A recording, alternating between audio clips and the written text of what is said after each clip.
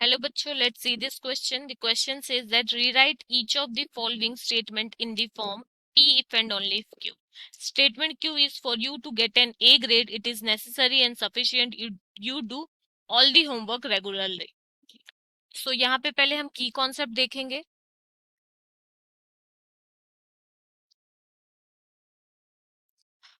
अगर हमारा एक इसमें से पहले हमें पी और क्यू पहचानना होगा, पी स्टेटमेंट किसे बनाए और क्यू किसे बनाए. सो यहाँ पे हमारे पास स्टेटमेंट में it is necessary and sufficient.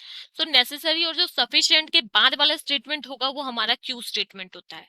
सो यहाँ पे पी जो बनेगा वो बनेगा you to get an A grade, and Q जो स्टेटमेंट है वो क्या है,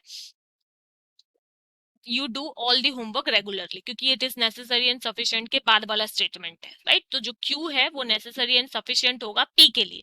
सो यहाँ पे की concept is statement Q is necessary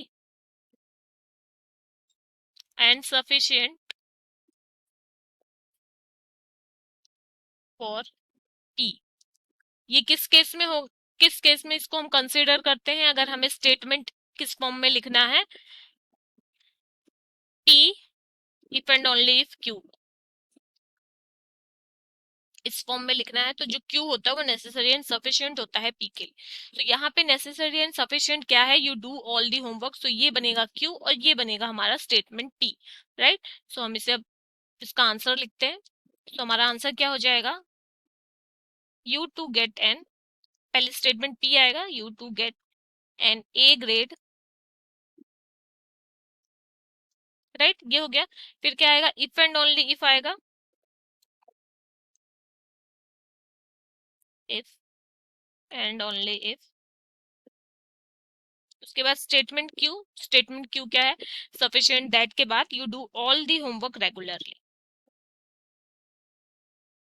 if and only if you do all the homework regularly.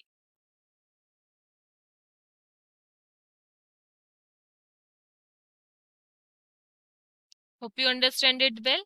Best of luck. Thank you.